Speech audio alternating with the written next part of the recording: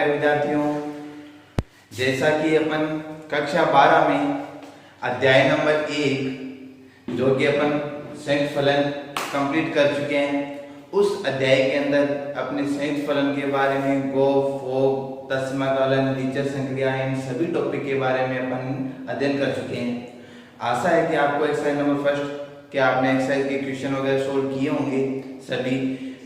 लेकिन आज अपन नया चैप्टर स्टार्ट करते हैं। नया चैप्टर अपन अवकलन और समाकलन के बारे में चर्चा करेंगे। हालांकि पहले अपन अवकलन वाला चैप्टर पढ़ेंगे, लेकिन इनसे पहले अपन को अवकलन और समाकलन के थोड़े मानक जो सूत्र हैं वो अपन को याद होने चाहिए। इन अवकलन के फॉर्मूले तो अपन ने कक्षा 11 के अंदर भी अध्ययन किया है। कक्षा 11 में भी अपन सभी अवकलन के फॉर्मूले अपन ने बेसिक लिख रखे हैं और आपको याद भी होंगे। इस कक्षा 12 में अपने पास अवकलन के साथ साथ में समाकलन भी है, और समाकलन अवकलन की थोड़ी सी विपरीत प्रक्रिया है। इनके फॉर्मूलों में भी अपन देखेंगे कि एक दूसरे से थोड़े से संबंधित होते हैं, तो वो अपन इसके अंदर चर्चा करेंगे। सभी फॉर्मूले में यहाँ पे एकदम रिटर्न लिख रहा हूँ, आपको भी साथ साथ में अपनी कॉपी के अंदर लिखते जाना है। ये सभी फॉर्मूले आपकी कॉपी के अंदर 2-2, 3-3 बार लिखने अपन को, और जहाँ पे ये फॉर्मूले अपने प्रश्नों के अंदर जहाँ पे भी अपने पास उपयोग होंगे वहां पर अपन को बार बार में इनको लिखना है, जिससे अपन को एकदम अच्छी तरह से याद हो जाए। या आपको चाहे नींद में पूछे तो भी आपको ये सभी फॉर्मूले आपको याद होने चाहिए। केवल आप 2-3 बार लिखोगे, प्रश्नों में लिखोगे, इतने में याद हो जाएंगे। आप सोचोगे इतने 30 फॉर्मूले 40 फॉर्मूले कैसे याद होंगे? एकदम इजीली याद हो जाएंगे। जब अपन इनको प्रश्नों में यूज करेंगे, प्रश्न में अपन इनको उपयोग करेंगे, तब अपन को ये अच्छी तरह से याद हो जाएंगे।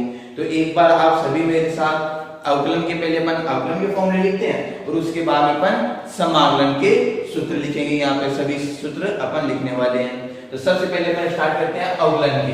तो सबसे पहले अपन स्टार्ट करते हैं अवकलन के सूत्र। अवकलन के सूत्र, यहाँ पे अपन मानक सूत्र की बात कर रहे हैं। अवकलन के सूत्र सबसे पहले अपन बात करते हैं कि अवकलन का जो सूत्र होता है अपन d/dx से प्रेजेंट करते हैं, यानी अपन इसका x के सापेक्ष अवकलन कर रहे हैं। किसके सापेक्ष कर रहे हैं? x के सापेक्ष। और किसका? x की पावर n का। x की पावर n का जब अपन अवकलन करते हैं किसके सापेक्ष? x के सापेक्ष, तो इसका अवकलन क्या रहेगा? n गुणा x की पावर n-1, यानी जो घात होती है वो आगे आ जाएगी और एक घात क्या हो जाएगी? कम। फॉर एग्जांपल की तरह मैं लिख देता हूं, जैसे अपन अवकलन कर रहे हैं d/dx x की पावर 6 का, तो इसका अवकलन मेरे पास क्या रहेगा? पावर आगे और एक घात क्या हो जाएगी? कम। तो 5 में से एक घात कम हो गई तो कितना रहेगा? 5। तो मेरे पास x की पावर 6 का अवकलन क्या जाएगा? 6x की पावर 5। ये मेरे पास x की पावर 6 का अवकलन आ गया। नेक्स्ट अपन अवकलन का सूत्र पढ़ते हैं d/dx e की पावर x। e की पावर x का अवकलन e की पावर x ही होगा। e की पावर x का अवकलन क्या होगा? e की पावर x। उसके बाद में अपन बात करते हैं तीसरा d/dx log x। log x का अवकलन 1/x। log x का अवकलन क्या जाएगा? 1/x। चौथा d/dx √x या फिर x की पावर 1/2। इसका फॉर्मूला तो आ रहा है तो इसके ऊपर ये, लेकिन अपन को डायरेक्ट याद रखना है इसका सूत्र। और इसका सूत्र क्या होता है? 1/2 √x। अब आपको ये आगे कैसे? ये इसी फॉर्मूले से है अपने पास x की पावर n से। जैसे कि अपन जानते हैं कि d/dx x की पावर 1/2 है, तो इसको अपन क्या लिखते हैं? 1/2 लिखते हैं।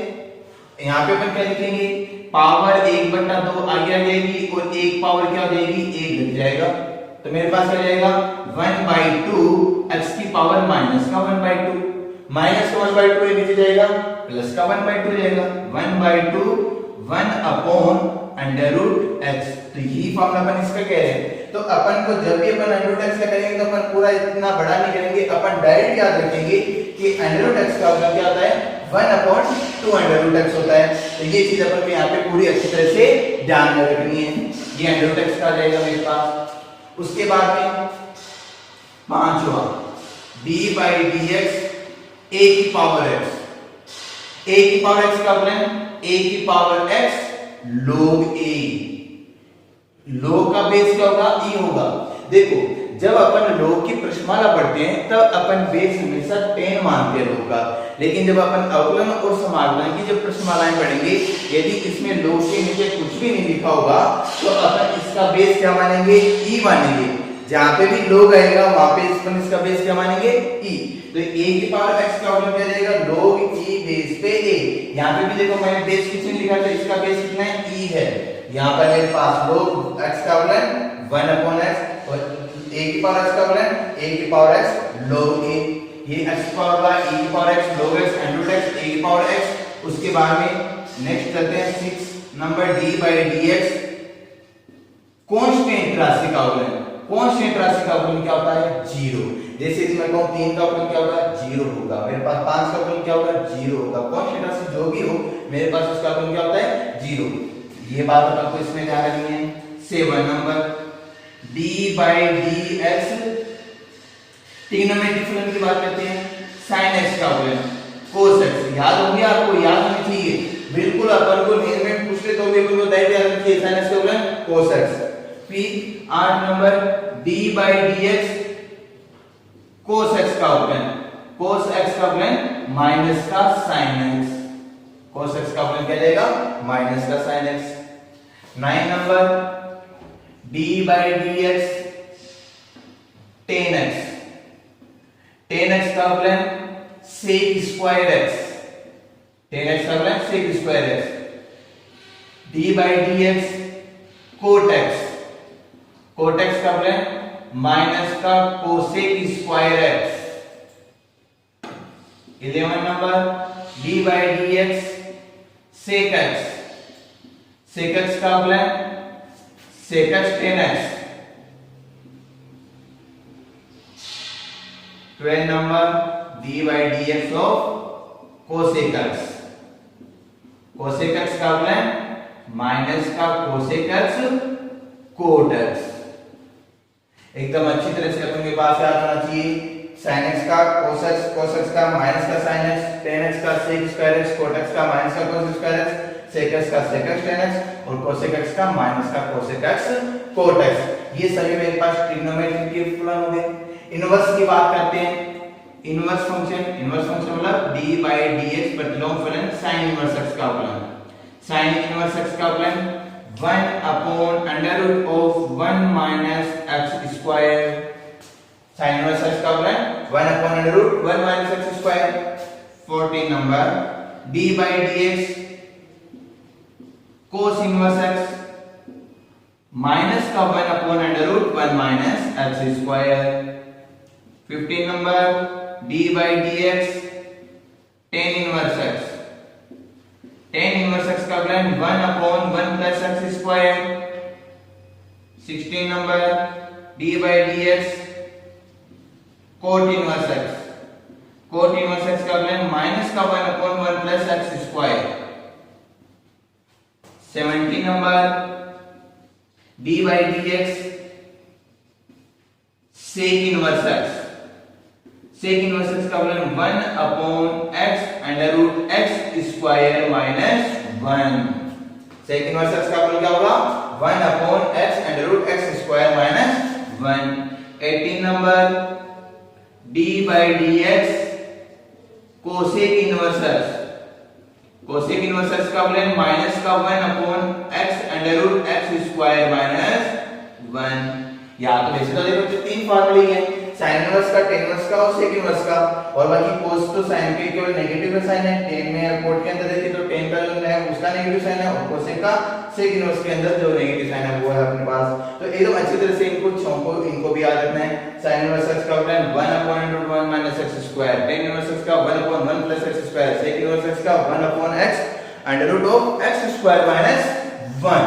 ये मेरे पास इनके इनवर्स फंक्शन के इंटीग्रेशन हो गए। तो ये अपन को 18 फार्मूले हो गए। उसके बाद अपन थोड़े से ऊपर से इसके अंदर u into v और u upon v का फार्मूला, u into v और u upon v वाला फार्मूला। तो 19 नंबर फार्मूला क्या कहता है, u into v का फार्मूला, यानी दो फलन हैं u और v किसके रूप में, x के रूप में। u और v दो फलन है किसके रूप में, x के रूप में। तो इनका अपन कैसे करेंगे, u को छोड़ो v का अवकलन कर दो प्लस v को छोड़ो u का अवकलन कर दो। तो ये अपने पास है, यानी एक को छोड़ना है दूसरे का अवकलन, फिर दूसरे को छोड़ना है पहले का अवकलन। ये मेरे पास क्या कहता है, u into v का अवकलन का फार्मूला कहता है। इसी प्रकार से u upon v का formula d by dx u upon v, यहाँ पे u और v मेरे पास x के फलन हैं, इनका फार्मूला u upon v का चाहिए। तो नीचे तो क्या करेंगे, v का स्क्वायर, नीचे हर का क्या करेंगे स्क्वायर, फिर पहले हर को छोड़ना है, अवकलन करना है किसका, u का, माइनस का साइन, फिर u को छोड़ेंगे और अवकलन किसका करेंगे, v का।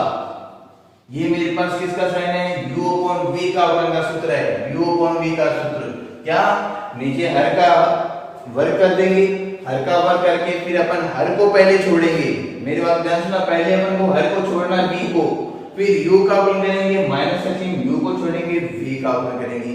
ऐसा अपन किसके अंदर पढ़ते हैं, u upon v का फार्मूला पढ़ते हैं इसके अंदर। तो अवकलन के विशेष रूप से तो इतने फार्मूले हैं, और बाकी अपन को जब चाहिए अपन कुशमाला में इनको डेवलपमेंट करेंगे और भी अपन कई सारे फार्मूले उसके अंदर बना लेंगे। तो ये अपन को केवल मुख्य रूप से केवल अपन को इतने फार्मूले अपन को एकदम अच्छी तरह से किसके याद रखना चाहिए, अवकलन के सूत्र याद आना चाहिए। अवकलन से ज्यादा फार्मूले समाकलन के हैं, समाकलन में अपन को थोड़े से ज्यादा ध्यान रखने होंगे, अवकलन को केवल ये 20-25 फार्मूले हैं जो अपन को एकदम अच्छी तरह से याद रखने होंगे।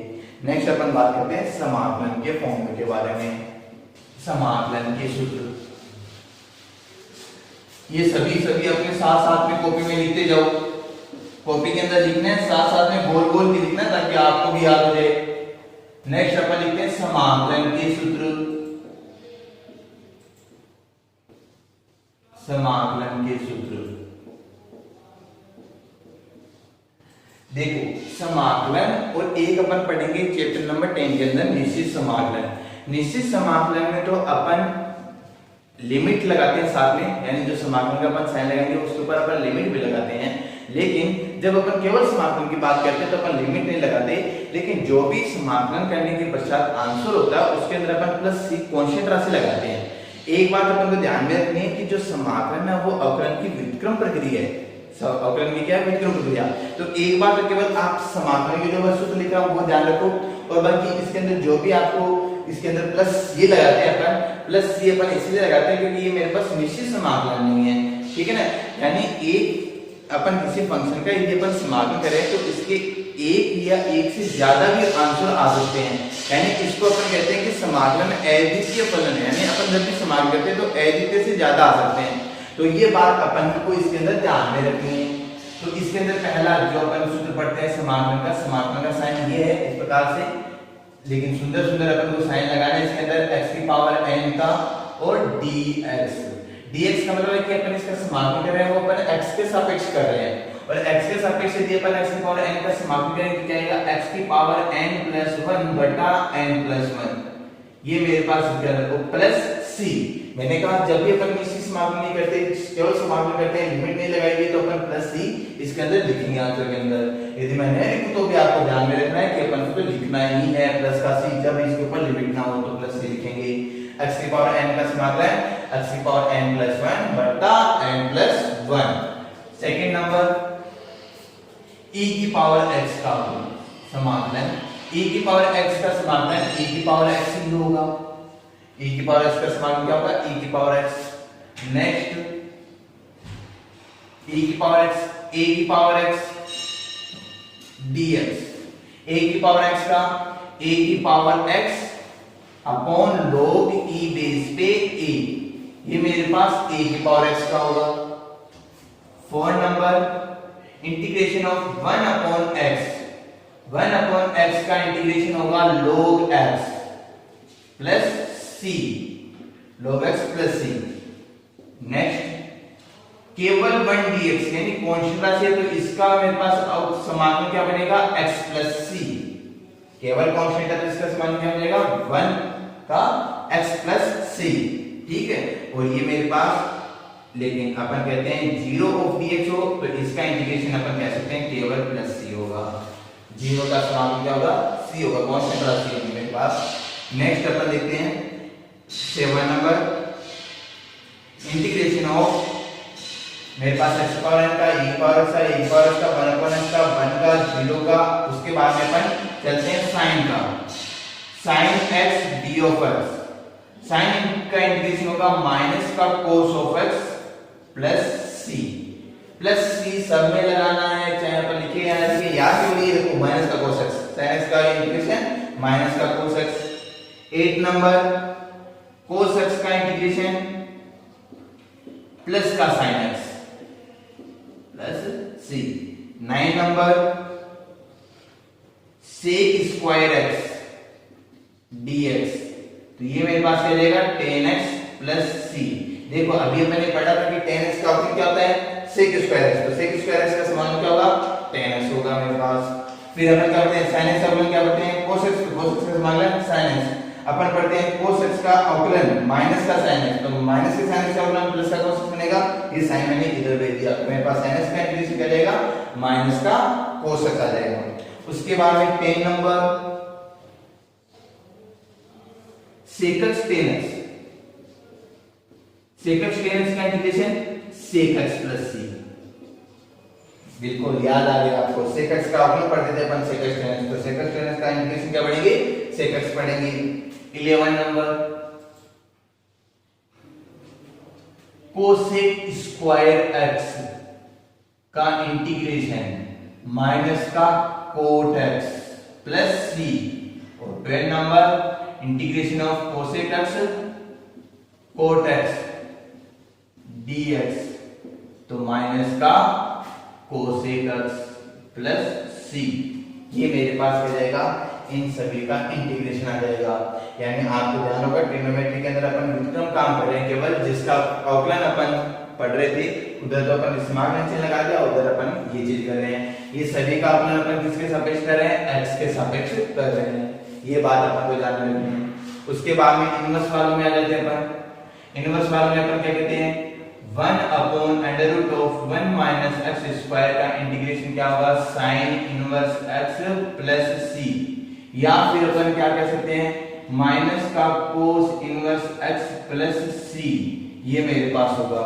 लेकिन यहाँ एक विशेष बात ये और ध्यान रख लो कि साइन में इसका इंटीग्रेशन अपन क्या पढ़ रहे हैं किसके सापेक्ष पढ़ रहे हैं x के सापेक्ष अपन इसका इंटीग्रेशन पढ़ रहे हैं कि मेरे पास 1 upon under root 1 minus x square dx का इंटीग्रेशन क्या होगा sin inverse x plus c होगा। लेकिन ऐसा ही तो समाज में मेरे पास cos इनवर्स का होता है, केवल माइनस का साइन होता है, तो ये माइनस का साइन मैंने इस साइड लगा दिया। अब आप कहोगे कि सर इसका समाधान ये भी है, इसका समाधान ये भी है, बिल्कुल इसका समाधान ये भी होगा, इसका समाधान ये भी होगा। तो क्या मैं यहाँ पे ये बात कह सकता हूँ क्या कि sin इनवर्स x और माइनस के cos इनवर्स x आपस में बराबर है? ये बात मैं कह सकता हूँ कि sin inverse x cos inverse x बराबर है? नहीं कह सकता, क्योंकि इसके अंदर जो c कांस्टेंट राशि है वो अलग है और इसके अंदर जो c कांस्टेंट राशि है वो अलग है, दोनों के अंदर राशियां अलग-अलग है c का मान की, तो इसलिए अपन यहाँ पे sin inverse x cos inverse x को बराबर नहीं कह सकते। आपको यहाँ पे c और c लग रहे हैं दोनों सेम है, दोनों सेम नहीं है, c कांस्टेंट राशि हमारे पास अलग-अलग है यहाँ पर, तो इसलिए sin inverse x cos inverse x बिल्कुल अलग है।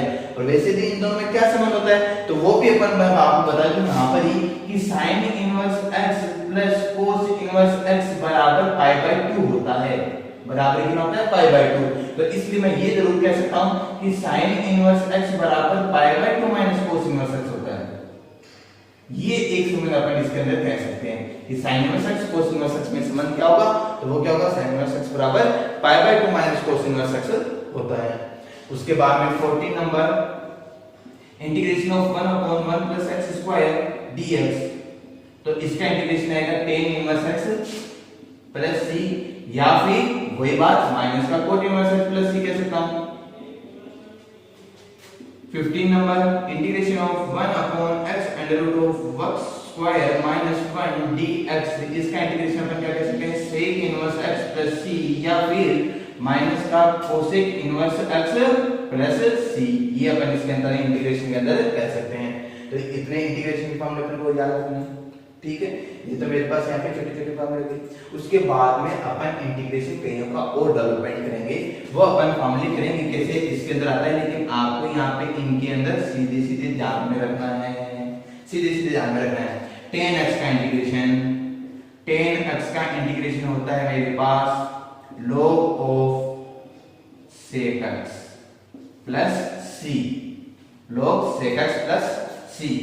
17वां cot x plus c, cot x का integration log sin x plus c। cot x का इंटीग्रेशन क्या होगा? log sin x plus c। 18वां integration of sec x dx, इसका integration होगा log of sec x plus tan x plus c, या फिर इसका एक फॉर्मूला और भी पढ़ते हैं अपन, log tan π/4 प्लस x/2। ये फॉर्मूला भी अपन इसके अंदर यूज कर सकते हैं। sec x का इंटीग्रेशन मैंने आपको पहले बताया कि sec के अंदर जो इंटीग्रेशन करते हैं तो उसका समाकलन का राशि हमेशा एक है या दो भी आ सकती हैं, अलग अलग प्रकार की आ सकती हैं, लेकिन ये दोनों चीजें आपस में बराबर होगी कि c मेरे पास बराबर आ जाए। यदि c मेरे पास बराबर हो तो आपस में बराबर होंगी, लेकिन अपन को ध्यान रखना है log sec x plus tan x भी लिख सकते हैं, log tan π/4 प्लस x/2 भी लिख सकते हैं। इससे मैं ये चीज निकाल सकता हूँ, लेकिन अपन अभी अपन को जरूरत नहीं है, अपन को केवल सूत्र याद रखना है, ठीक है ना। हालांकि ये दोनों राशियां यहाँ पर बराबर है, इसी दोनों में फिर मेरे पास यहाँ पर बराबर है, इससे अपन ये चीज बना सकते हैं। Next 19 number integration of cosec x dx, तो इसका मेरे पास क्या मिलेगा? log of cosec x minus का cot x प्लस c, या फिर इसका फॉर्मूला बोलूं तो मेरे पास क्या रहेगा? log tan x/2 plus c, ये मेरे पास किसका जाएगा? cosec x का इंटीग्रेशन। यहाँ पर मेरे पास क्या जाएगा? cosec x का इंटीग्रेशन। तो एक बार दोबारा देखो, अपन ने जो इंटीग्रेशन में पढ़े हैं, अपन ने 19 फॉर्मूले पढ़े हैं। यहाँ पे x पावर n का x पावर n प्लस 1 बटा n प्लस 1 e की पावर का e की पावर x, a की पावर का a की power x upon log e 1 upon उसका log x 1 का x 0 का कांस्टेंट का से sin के माइनस का cos x आएगी, cos का माइनस प्लस का sin x प्लस c आएगा, sec स्क्वायर x का tan x आएगा, sec x का tan x का sec x आएगा, cosec स्क्वायर x का माइनस का cot x आएगा, cosec x cot x का माइनस का cosec x आएगा, 1 upon root 1 minus x square का इंटीग्रेशन sin इनवर्स x आएगा, या फिर माइनस का cosec inverse x plus c आएगा। यहाँ पे मेरे पास 1 अपॉन 1 प्लस x स्क्वायर का tan इनवर्स x आएगा, x अब 1 upon x under root x square minus 1 का sec inverse x plus c आएगा। ज्यादातर अपन ये पॉजिटिव वाली राशियां ये काम में लेते हैं, यदि मेरे पास ये इंटीग्रेशन आएगा तो अपन इसका इंटीग्रेशन ये पॉजिटिव वाली राशि लिख के आएंगे। उसके बाद में tan x का इंटीग्रेशन, देखो अभी तक अपन ये 6 पढ़े, लेकिन अपन ने tan का नहीं पढ़ा था। अपन ने sec स्क्वायर x का जरूर पढ़ा था कि sec स्क्वायर x का tan x आता है, और tan x का क्या आएगा? tan x का इंटीग्रेशन मेरे पास आएगा log sec x, cot का मेरे पास आएगा log sin x, sec का आएगा log sec x plus tan x, और cosec का क्या आएगा? log cosec x माइनस का cot x। ये मेरे पास क्या आएगी? इतने ट्रिग्नोमेट्रिक फंक्शन के मेरे पास इंटीग्रेशन है। उसके बाद में अभी भी अपन और बहुत सारे इंटीग्रेशन के फॉर्मूले हैं मेरे पास, जो अपन को याद रखने ही पड़ेंगे। 1 upon root a square minus x square, 1 upon root x square minus a square, 1 upon root a square plus x square. तीन फॉर्मूले ये हैं, ऐसे तीन के ऊपर वाले अंश के अंदर आ जाएंगे तब अपन इनके फॉर्मूले पढ़ेंगे। एक बार जब ये अंडर रूट के अंदर ना होंगे तब अपन इनके फॉर्मूले पढ़ेंगे। तो अभी तक अपन को 9 फॉर्मूले तो वो बनेंगे, साथ में e की पावर x गुणा में भी sin dx वगैरह वो होंगे, वो अपन पढ़ेंगे। तो इन सभी फॉर्मूलों को अपन नेक्स्ट वीडियो के अंदर डालेंगे इसके अंदर, क्योंकि वीडियो बड़ा लेंथ हो जाएगा तो हमें अपलोड होने में बहुत ज्यादा टाइम लगता है इनको। तो इस प्रकार से अपन को ये साइन के जो इंटीग्रेशन के फॉर्मूले वो अपन को इतने अच्छी तरह से याद रखने हैं, ठीक है। इन सभी को अपनी कॉपी के अंदर 2-3 बार लिखने हैं। जब भी अपन फॉर्मूले यूज करेंगे बार बार में अपन को इनको लिखने होंगे, ताकि अपन को एकदम अच्छी तरह से याद हो जाए। एक बार थोड़े अटपटे लगेंगे याद करने, लेकिन जब याद हो जाएंगे तब बहुत अच्छे भी लगेंगे। एक बार चीज दिखने में गंदी लगती है, लेकिन बाद में याद करने पर बहुत अच्छी भी लगेगी। तो एकदम अच्छी तरह से इनको कॉपी के अंदर जमाना है, अपन को एक जगह लिख के देखना है। देखो जब भी आप याद करो तो इनको एक जगह लिखो, याद हमेशा उसी जगह से करो, लेकिन लिखो तब अलग अलग जगह लिखो, ठीक है ना। तो इनको एकदम अच्छी तरह से लिख के और अपन को याद करना है और बार बार में इनका अभ्यास करना है, ठीक है। धन्यवाद भैया।